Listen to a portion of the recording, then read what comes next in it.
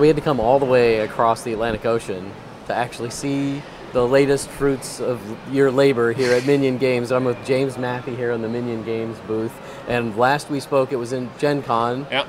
And we were talking about Kingdom of Solomon and Venture Forth. And they were not quite realities yet. Correct. And now we're looking at the board. We actually have Venture Forth sitting in front of us, and we've got a huge stack of Kingdom of Solomon behind us here. I'd like to get a little more detail because you just kind of teased us with information about them at Gen Con. Let's find out a little bit more about Kingdom of Solomon and Venture Forth. Well, Venture Forth in front of us, it's a Euro game underneath a more of an American style adventure game, sort of like the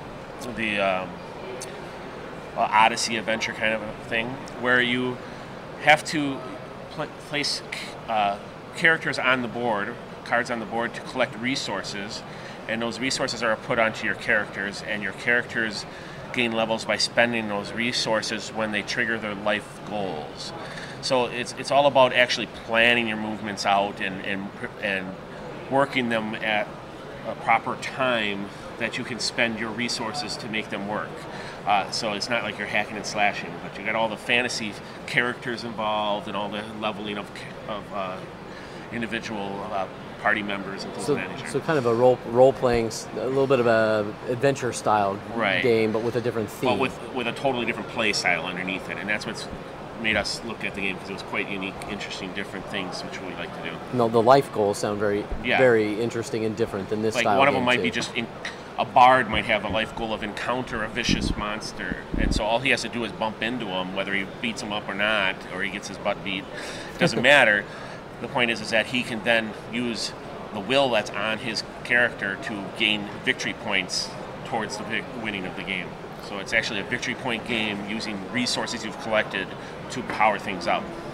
Now, how long does a typical game of Venture Forth take to play? 60 minutes. Most of our games are 60, 90 minutes. So. And what sort of target are you going after? Is this for a gamer's sort of game, or a more family-oriented game? Where does this fall in the spectrum? I would say it's a medium gamer's game. I mean, it's a game that's definitely a Euro underneath, but it lets somebody who enjoys Euro still enjoy the fantasy adventuring theme.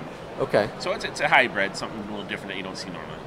Well, let's move on to Kingdom of Solomon here and talk a little bit about that one as well. Kingdom of Solomon is really well received here at Essen. We've been selling lots of copies of it. It's a worker placement game with resource collection, but it has a few nice twists to it. You can bail out early of the worker placement to get extra positive rewards. You can also build a temple in the game, Solomon's Temple. So it's I would say kind of like a Kalis Light game, which makes it a medium. Okay, sure. But it's been really well received because it has kind of a religious theme, and in Israel, and there's not many games that are that good in that kind of a theme. But if you're not religious, it certainly works. It's not even, you don't even know it if you don't know the stories. So, and that's it's been real popular here at the show. Now, how long does a typical game of Kingdom of Solomon take? It's about 90 minutes. And again, sort of in that medium weight sort of category? It's a medium heavier game, and it's been designed by Philip Dewberry, who did Revolution. Right, yes. And so he's already got one hit under his belt, and we're hoping for another. Excellent. We're also demoing Manhattan Project here at the show, which we didn't actually get in time for the show, but it should be here by December.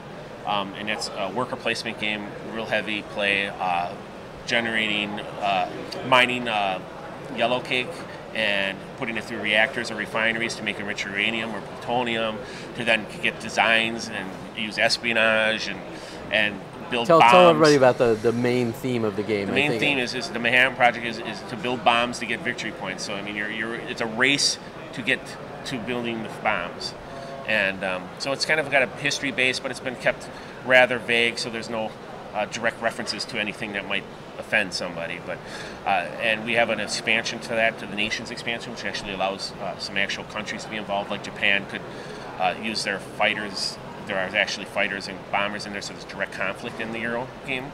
So that's another hybrid that we like to do. But Japan could use his fighters as bombers for one round, because Gotcha. Kamikaze. And that's also going over really well. Everybody keeps asking for it, but Is it available for pre-order? We are pre-ordering it at our website as well as at the show. And we got a few pre-orders already. But it won't be until Little Factories in Germany, which you guys visited earlier. Right. We'll be delivering it to the United States, and then it has to go through distribution and get to the retailers. So, I mean, hopefully everybody out there will ask their retailer for it, so the retailer tells the distributors so that they get enough product for the Christmas time, or we're going to all have a shortage. Well, it sounds like we're still far enough out here that we can get those boats going in the right direction here to America, and I bet we'll see a lot of those on the shelf sometime soon, I hope. Well, thanks so much. If people want to find out more about Minion Games, where can they go to find out more information? MinionGames.com will get you, or Board Game Geek has us listed. So.